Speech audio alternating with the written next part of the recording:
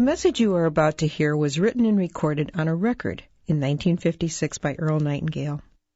This message is the answer to the question that he had been searching for from the time he was about 9 years old. Earl Nightingale had been born in economically depressed times. As a child, because they were so poor, Earl desperately wanted to know why some people grew up to enjoy prosperity, while others, like his family, struggled merely to survive.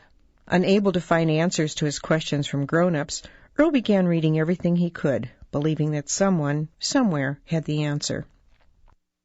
Many years passed, and when Earl was 35 years old, he wrote and recorded this message. It was to be played one Saturday morning to a small group of salesmen during his absence. When Earl returned, he learned that the message had made such a positive impact on the men, they wanted copies to share with their friends and family. Earl arranged with Columbia Records to duplicate the record to meet the many requests. Much to Earl's surprise, in very little time, without any real advertising or marketing, over 1 million copies had been sold, and he received a gold record. Earl called the message The Strangest Secret.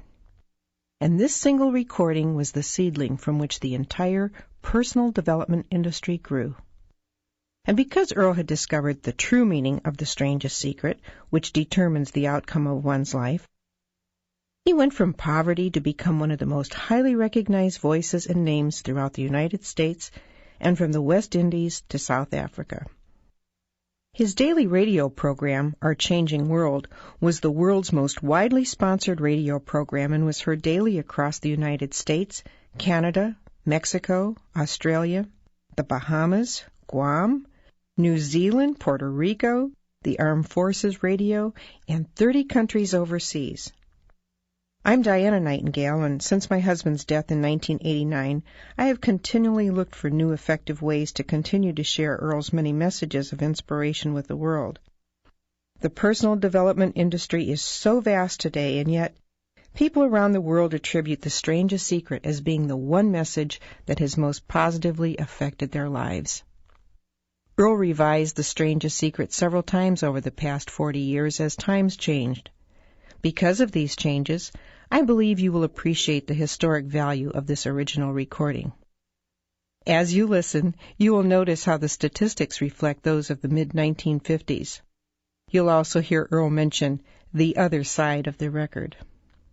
But 40 years later, the message is as true and valuable as it was then. Now I invite you to sit back, relax, and enjoy the original The Strangest Secret by Earl Nightingale. I'd like to tell you about the strangest secret in the world. Not long ago, Albert Schweitzer, the great doctor and Nobel Prize winner, was being interviewed in London, and a reporter asked him, "Doctor, what's wrong with men today?" The great doctor was silent a moment, and then he said, "Men simply don't think." And it's about this that I want to talk with you.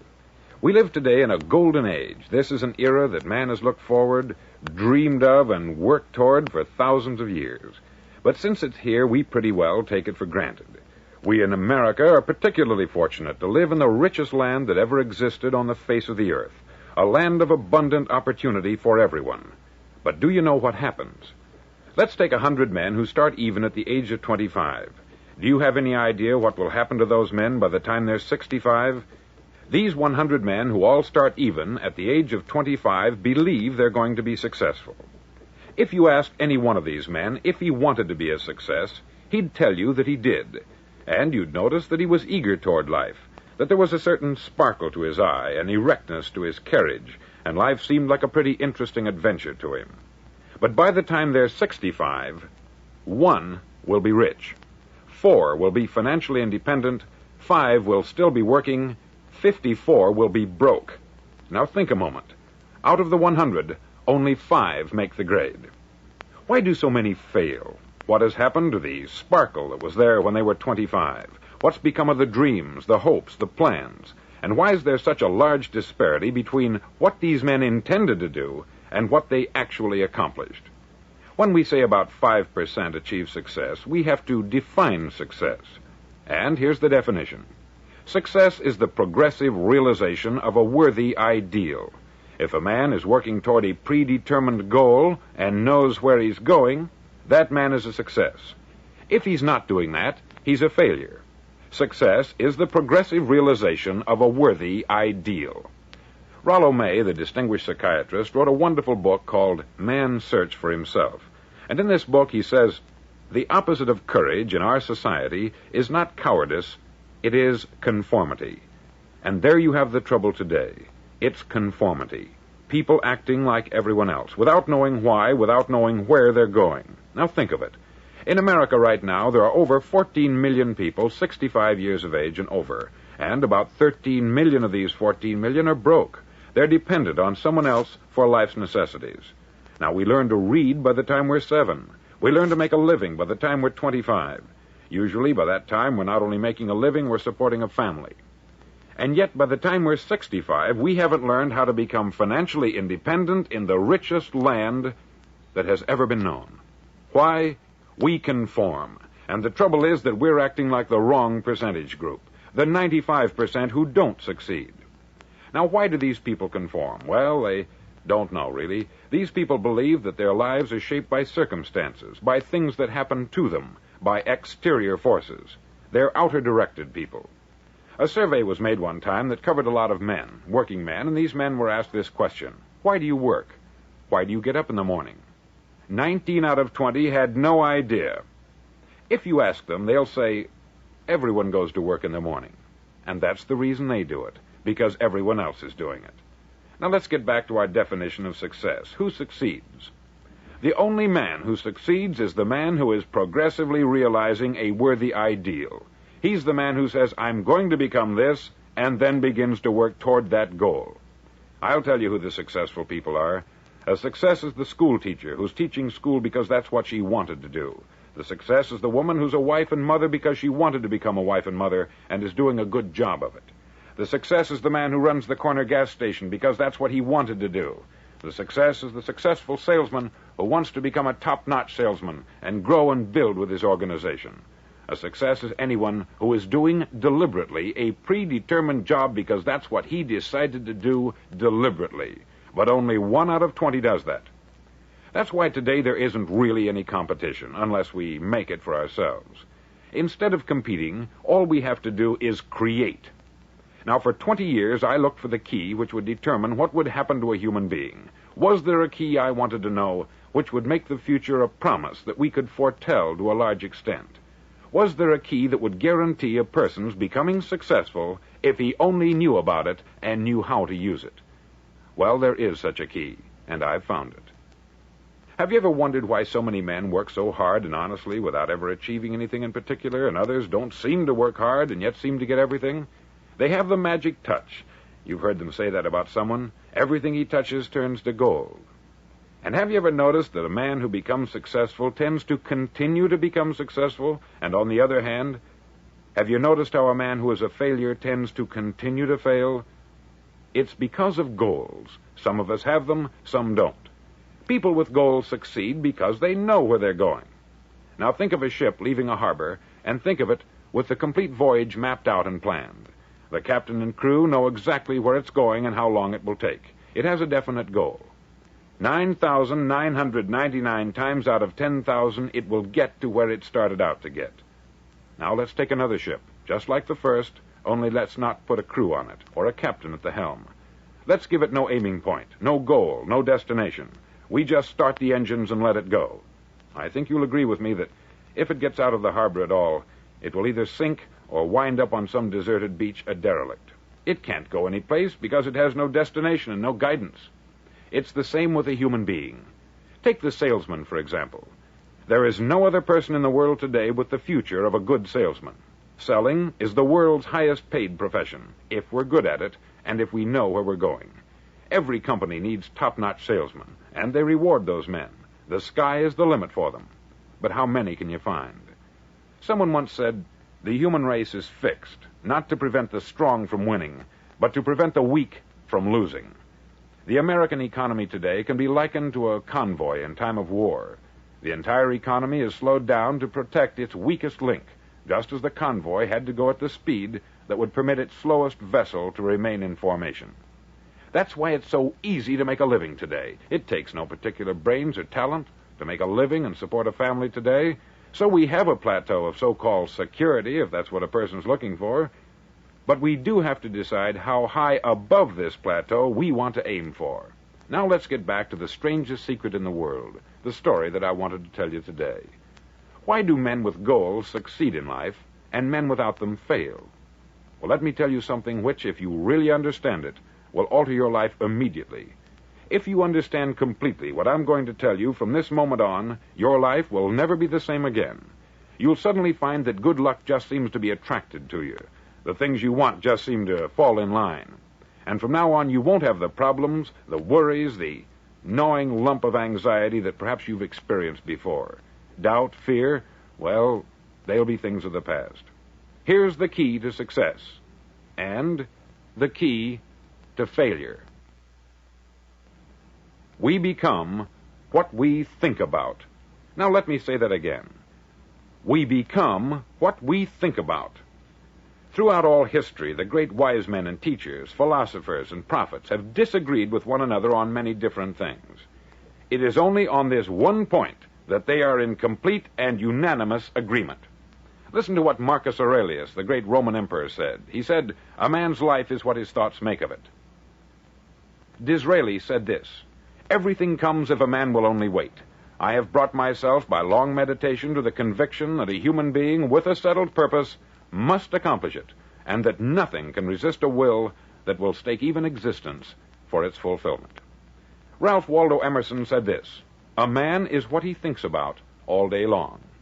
William James said, "The greatest discovery of my generation is that human beings can alter their lives by altering their attitudes of mind."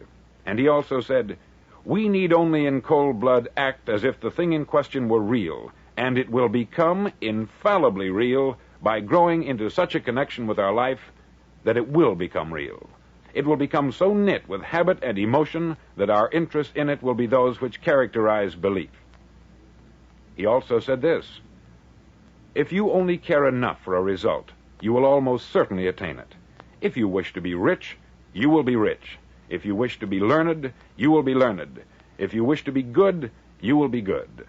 Only you must then really wish these things, and wish them exclusively, and not wish at the same time 100 other incompatible things just as strongly." In the Bible you read, in Mark 9:23, "If thou canst believe, all things are possible to him that believeth." Dr. Norman Vincent Peale said this, "This is one of the greatest laws in the universe. Fervently do I wish I had discovered it as a very young man. It dawned upon me much later in life, and I've found it to be one of the greatest, if not my greatest discovery outside of my relationship to God. And the great law, briefly and simply stated, is that if you think in negative terms, you'll get negative results. If you think in positive terms, you will achieve positive results. That is the simple fact which is at the basis of an astonishing law of prosperity and success. In 3 words, believe and succeed." William Shakespeare put it this way, "Our doubts are traitors, and make us lose the good we oft might win by fearing to attempt." George Bernard Shaw said, "People are always blaming their circumstances for what they are. I don't believe in circumstances. The people who get on in this world are the people who get up and look for the circumstances they want, and if they can't find them, make them." Well, it's pretty apparent, isn't it? And every person who discovered this, for a while believed that he was the first one to work it out. We become what we think about. Now, it stands to reason that a person who's thinking about a concrete and worthwhile goal is going to reach it, because that's what he's thinking about. And we become what we think about. Conversely, the man who has no goal, who doesn't know where he's going, and whose thoughts must therefore be thoughts of confusion and anxiety and fear and worry, becomes what he thinks about. His life becomes one of frustration, fear, anxiety, and worry. And if he thinks about nothing, he becomes nothing. Now, how does it work? Why do we become what we think about? Well, I'll tell you how it works as far as we know. Now, to do this, I want to tell you about a situation that parallels the human mind. Suppose a farmer has some land, and it's good, fertile land. Now, the land gives the farmer a choice. He may plant in that land whatever he chooses. The land doesn't care. It's up to the farmer to make the decision. Now remember, we're comparing the human mind with the land, because the mind, like the land, doesn't care what you plant in it. It will return what you plant, but it doesn't care what you plant. Now let's say that the farmer has two seeds in his hand. One is a seed of corn, the other is nightshade, a deadly poison. He digs two little holes in the earth and he plants both seeds, one corn, the other nightshade. He covers up the holes, waters, and takes care of the land, and what will happen? Invariably, the land will return what is planted. As it's written in the Bible, as ye sow, so shall ye reap. Remember, the land doesn't care. It will return poison in just as wonderful abundance as it will corn. So up come the two plants, one corn, one poison. Now, the human mind is far more fertile, far more incredible and mysterious than the land, but it works the same way. It doesn't care what we plant. Success, failure. A concrete, worthwhile goal, or confusion, misunderstanding, fear, anxiety, and so on. But what we plant, it will return to us. You see, the human mind is the last great unexplored continent on the earth. It contains riches beyond our wildest dreams. It will return anything we want to plant. Now you might say, well, if that's true, why don't people use their minds more? Well, I think they've figured out an answer to that, too. Our mind comes as standard equipment at birth. It's free, and things that are given to us for nothing we place little value on. Things that we pay money for, we value. The paradox is that exactly the reverse is true. Everything that's really worthwhile in life came to us free. Our mind, our soul, our body, our hopes, our dreams, our ambitions, our intelligence, our love of family and children and friends. All these priceless possessions are free, but the things that cost us money are actually very cheap and can be replaced at any time. A good man can be completely wiped out and make another fortune. He can do that several times. Even if our home burns down, we can rebuild it, but the things we got for nothing, we can never replace. The human mind isn't used merely because we take it for granted. Familiarity breeds contempt. It can do any kind of job we assign to it, but generally speaking, we use it for little jobs instead of big, important ones. Universities have proved that most of us are operating on about 10% of our abilities. Decide now, what is it you want? Plant your goal in your mind. It's the most important decision you'll ever make in your entire life. Do you want to be an outstanding salesman, a better worker at your particular job? Do you want to go places in your company, in your community? All you've got to do is plant that seed in your mind. Care for it. Work steadily toward your goal, and it will become a reality. It not only will, there's no way that it cannot. You see, that is a law, like the laws of Sir Isaac Newton, the laws of gravity. If you get on top of a building and jump off, you'll always go down. You'll never go up. And it's the same with all the other laws of nature. They always work. They're inflexible. Think about your goal in a relaxed, positive way. Picture yourself in your mind's eye as having already achieved this goal. See yourself doing the things you will be doing when you've reached your goal. Ours has been called the phenobarbital age, the age of ulcers and nervous breakdowns. At a time when medical research has raised us to a new plateau of good health and longevity, far too many of us worry ourselves into an early grave trying to cope with things in our own little personal ways, without learning a few great laws that will take care of everything for us. These things we bring on ourselves through our habitual way of thinking. Every one of us is the sum total of his own thoughts. He is where he is because that is exactly where he really wants to be, whether he'll admit that or not. Each of us must live off the fruit of his thoughts in the future, because what you think today and tomorrow, next month and next year, will mold your life and determine your future. You're guided by your mind. I remember one time I was driving through Arizona, and I saw one of those giant earth-moving machines roaring along the road at about 35 miles an hour with what looked like 20 tons of dirt in it, a tremendous, incredible machine, and there was a little man perched way up on top with the wheel in his hands guiding it. And as I drove along, I was struck by the similarity of that machine to the human mind. Just suppose you're sitting at the controls of such a vast source of energy. Are you going to sit back and fold your arms and let it run itself into a ditch? Or are you going to keep both hands firmly on the wheel and control and direct this power to a specific, worthwhile purpose? It's up to you. You're in the driver's seat. You see, the very law that gives us success is a two-edged sword. We must control our thinking. The same rule that can lead a man to a life of success, wealth, happiness, and all the things he's ever dreamed of for himself and his family, that very same law can lead him into the gutter. It's all in how he uses it, for good or for bad. This is the strangest secret in the world. Now, why do I say it's strange, and why do I call it a secret? Actually, it isn't a secret at all. It was first promulgated by some of the earliest wise men, and it appears again and again throughout the Bible. But very few people have learned it, understand it. That's why it's strange, and why, for some equally strange reason, it virtually remains a secret. I believe that you could go out and walk down the main street of your town and ask one man after another what the secret of success is, and you probably wouldn't run into one man in a month who could tell you. Now, this information is enormously valuable to us if we really understand it and apply it. It's valuable to us not only for our own lives, but the lives of those around us, our family, employees, associates, and friends. Life should be an exciting adventure. It should never be a bore. A man should live fully, be alive. He should be glad to get out of bed in the morning. He should be doing a job he likes to do because he does it well. One time I heard Grove Patterson make a speech, the editor-in-chief of the Toledo Daily Blade, and as he concluded his speech, he said something that I've never forgotten. He said something like this: "My years in the newspaper business have convinced me of several things, among them that people are basically good, and that we came from someplace, and we're going someplace.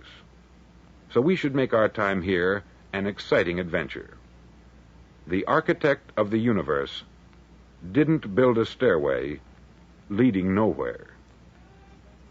And the greatest teacher of all, the carpenter from the plains of Galilee, gave us the secret time and time again. As ye believe, so shall it be done unto you.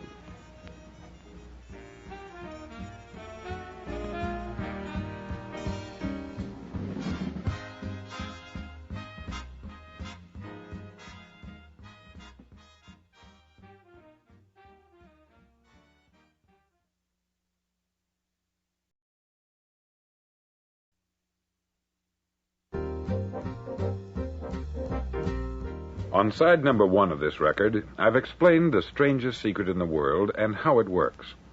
Now, on this side, I want to explain how you can prove to yourself the enormous returns possible in your own life by putting this secret to a practical test. I want you to make a test that will last 30 days. Now, it isn't going to be easy. If you'll give it a good try, it will completely change your life for the better. Back in the 17th century, Sir Isaac Newton, the English mathematician and natural philosopher, gave us some natural laws of physics which apply as much to human beings as they do to the movement of bodies in the universe. Now, one of these laws is that for every action, there is an equal and opposite reaction. Simply stated, as it applies to you and me, it means we can achieve nothing without paying the price. The results of your 30-day experiment will be in direct proportion to the effort you put forth. To be a doctor, you must pay the price of long years of difficult study.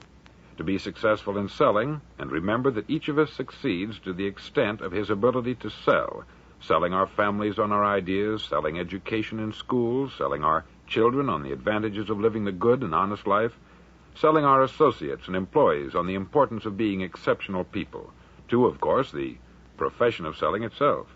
But to be successful in selling our way to the good life, we must be willing to pay the price. Now, what is that price? Well, it's many things. First, it's understanding emotionally, as well as intellectually, that we literally become what we think about, that we must control our thoughts if we're to control our lives. It's understanding fully that, as ye sow, so shall ye reap. Secondly, it's cutting away all the fetters from the mind and permitting it to soar as it was divinely designed to do. It's the realization that your limitations are self-imposed and that the opportunities for you today are enormous beyond belief. It's rising above narrow-minded pettiness and prejudice. Thirdly, to use all your courage to force yourself to think positively on your own problem, to set a definite and clearly defined goal for yourself, to let your marvelous mind think about your goal from all possible angles, to let your imagination speculate freely upon many different possible solutions, to refuse to believe there are any circumstances sufficiently strong to defeat you in the accomplishment of your purpose, to act promptly and decisively when your course is clear, and to keep constantly aware of the fact that you are, at this moment, standing in the middle of your own acre of diamonds, as Russell Conwell used to point out. Fourth, save at least 10% of what you earn. It's also remembering that no matter what your present job, it has enormous possibilities if you're willing to pay the price. Now let's just go over the important points in the price each of us must pay to achieve the wonderful life that can be ours. It is, of course, worth any price. 1, you will become what you think about. 2, remember the word imagination. Let your mind soar. 3, courage. Concentrate on your goal every day. 4, save 10% of what you earn. And action. Ideas are worthless unless we act on them. Now I'll try to outline the 30-day test I want you to make. Now keep in mind that you have nothing to lose by making this test, and everything you could possibly want to gain. There are 2 things that may be said of everyone. Each of us wants something, and each of us is afraid of something. I want you to write on a card what it is you want more than anything else. It may be more money. Perhaps you'd like to double your income or make a specific amount of money. It may be a beautiful home. It may be success at your job. It may be a particular position in life. It could be a more harmonious family. Each of us wants something. Write down on your card specifically what it is that you want. Make sure it's a single goal and clearly defined. You needn't show it to anyone, but carry it with you so that you can look at it several times a day. Think about it in a cheerful, relaxed, positive way each morning when you get up, and immediately you have something to work for, something to get out of bed for, something to live for. Look at it every chance you get during the day and just before going to bed at night. As you look at it, remember that you must become what you think about, and since you're thinking about your goal, you realize that soon it will be yours. In fact, it's yours really the moment you write it down and begin to think about it. Look at the abundance all around you as you go about your daily business. You have as much right to this abundance as any other living creature. It's yours for the asking. Now we come to the difficult part. Difficult because it means the formation of what is probably a brand new habit. And new habits are not easily formed. Once formed, however, it'll follow you for the rest of your life. Stop thinking about what it is you fear. Each time a fearful or negative thought comes into your consciousness, replace it with a mental picture of your positive and worthwhile goal. There will come times when you will feel like giving up. It's easier for a human being to think negatively than positively. That's why only 5% is successful. You must begin now to place yourself in that group. For 30 days, you must take control of your mind. It will think only about what you permit it to think. Each day for this 30-day test, do more than you have to do. In addition to maintaining a cheerful, positive outlook, give of yourself more than you've ever done before. Do this knowing that your returns in life must be in direct proportion to what you give. The moment you decide on a goal to work toward, you're immediately a successful person. You're then in that rare and successful category of people who know where they're going. Out of every 100 people, you belong to the top 5. Don't concern yourself too much with how you're going to achieve your goal. Leave that completely to a power greater than yourself. All you have to do is know where you're going. The answers will come to you of their own accord. Remember these words from the Sermon on the Mount, and remember them well. Keep them constantly before you this month of your test. Ask, and it shall be given you. Seek, and ye shall find. Knock, and it shall be opened unto you. For every one that asketh receiveth, and he that seeketh findeth, and to him that knocketh it shall be opened. It's as marvelous and as simple as that. In fact, it's so simple that in our seemingly complicated world it's difficult for an adult to understand that all he needs is a purpose and faith. For 30 days, do your best. If you're a salesman, go at it as you've never done before, not in hectic fashion, but with the calm, cheerful assurance that time well spent will give you the abundance in return you deserve and want. If you're a homemaker, devote your 30-day test to complete giving of yourself without thinking about receiving anything in return, and you will be amazed at the difference it makes in your life. No matter what your job, do it as you've never done it before for 30 days. And if you've kept your goal before you every day, you'll wonder and marvel at this new life you've found. Dorothea Brand, outstanding editor and writer, discovered it for herself and tells about it in her fine book, Wake Up and Live. Her entire philosophy is reduced to the words, act as though it were impossible to fail. She made her own test with sincerity and faith, and her entire life was changed to one of overwhelming success. Now you make your test for 30 full days. Don't start your test until you've made up your mind to stick with it. You see, by being persistent, you're demonstrating faith. Persistence is simply another word for faith. If you didn't have faith, you would never persist. If you should fail during your first 30 days, by that I mean suddenly find yourself overwhelmed by negative thoughts, you've got to start over again from that point and go 30 more days. Gradually, your new habit will form until you find yourself one of that wonderful minority to whom virtually nothing is impossible. Don't forget the card. It's vitally important as you begin this new way of living. On one side of the card, write your goal, whatever it may be. On the other side, write the words we've quoted from the Sermon on the Mount. Ask, and it shall be given you. Seek, and ye shall find. Knock, and it shall be opened unto you. In your spare time during your test period, read books that will help you. Inspirational books like the Bible, Dorothea Brand's Wake Up and Live, The Magic of Believing by Claude Bristol, Think and Grow Rich by Napoleon Hill, and other books that instruct and inspire. Nothing great was ever accomplished without inspiration. See that during these crucial first 30 days, your own inspiration is kept at a peak. Above all, don't worry. Worry brings fear, and fear is crippling. The only thing that can cause you to worry during your test is trying to do it all yourself. Know that all you have to do is hold your goal before you. Everything else will take care of itself. Remember also to keep calm and cheerful. Calm and cheerful. Don't let petty things annoy you and get you off course. Now, since making this test is difficult, some may say, well, why should I bother? Well, look at the alternative. No one wants to be a failure. No one really wants to be a mediocre individual. No one wants a life constantly filled with worry, fear, and frustration. Therefore, remember that you must reap that which you sow. If you sow negative thoughts, your life will be filled with negative things. If you sow positive thoughts, your life will be cheerful, successful, and positive. Now, gradually, you will have a tendency to forget what you've heard on this record. Play it often.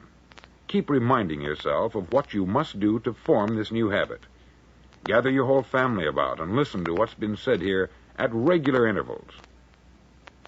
You know, most men will tell you that they want to make money without understanding the law. The only people who make money work in the mint. The rest of us must earn money. This is what causes those who keep looking for something for nothing or a free ride to fail in life.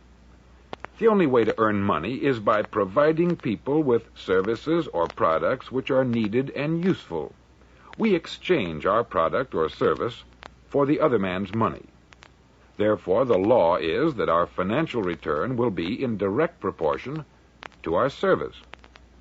Success is not the result of making money. Making money is the result of success. And success is in direct proportion to our service. Most people have this law backwards. They believe that you're successful if you earn a lot of money. The truth is that you can only earn money after you're successful. It's like the story of the man who sat in front of the stove and said to it, Give me heat, and then I'll add the wood. How many men and women do you know, or do you suppose there are today, who take the same attitude toward life? There are millions. We've got to put the fuel in before we can expect heat. Likewise, we've got to be of service first before we can expect money. Don't concern yourself with the money. Be of service. Build, work, dream, create. Do this, and you'll find there's no limit to the prosperity and abundance that will come to you. Prosperity is founded upon a law of mutual exchange. Any person who contributes to prosperity must prosper in turn himself. Sometimes the return will not come from those you serve, but it must come to you from someplace, for that is the law. For every action, there is an equal and opposite reaction. As you go daily through your 30-day test period, remember that your success will always be measured by the quality and quantity of service you render, and money is a yardstick for measuring this service. No man can get rich himself unless he enriches others. There are no exceptions to a law. You can drive down any street in America and from your car estimate the service that's being rendered by the people living on that street. Had you ever thought of this yardstick before? It's interesting. Some, like ministers and priests and other devoted people, measure their returns in the realm of the spiritual, but again, their returns are equal to their service. Once this law is fully understood, any thinking person can tell his own fortune. If he wants more, he must be of more service to those from whom he receives his return. If he wants less, he has only to reduce this service. This is the price you must pay for what you want. If you believe you can enrich yourself by deluding others, you can only end by deluding yourself. Just as surely as you breathe, you'll get back what you put out. Don't ever make the mistake of thinking you can avert this. It's impossible. The prisons and the streets where the lonely walk are filled with people who tried to make new laws just for themselves. We may avoid the laws of man, but there are greater laws that cannot be broken. An outstanding medical doctor recently pointed out 6 steps that will help you realize success. 1, set yourself a definite goal. 2, quit running yourself down. 3, stop thinking of all the reasons why you cannot be successful, and instead think of all the reasons why you can. 4, trace your attitudes back through your childhood and try to discover where you first got the idea you couldn't be a success, if that's the way you've been thinking. 5, change the image you have of yourself by writing out a description of the person you would like to be. And 6, act the part of the successful person you have decided to become. The doctor who wrote those words is a noted West Coast psychiatrist, David Harold Fink, M.D. Do what all the experts since the dawn of recorded history have told you you must do. Pay the price by becoming the person you want to become. It's not nearly as difficult as living unsuccessfully. Make your 30-day test. Then repeat it. Then repeat it again. Each time it will become more a part of you until you'll wonder how you could ever have lived any other way. Live this new way, and the floodgates of abundance will open and pour over you more riches than you may have dreamed existed. Money? Yes, lots of it. But what's more important, you'll have peace. You'll be in that wonderful minority who lead calm, cheerful, successful lives. Start today. You have nothing to lose.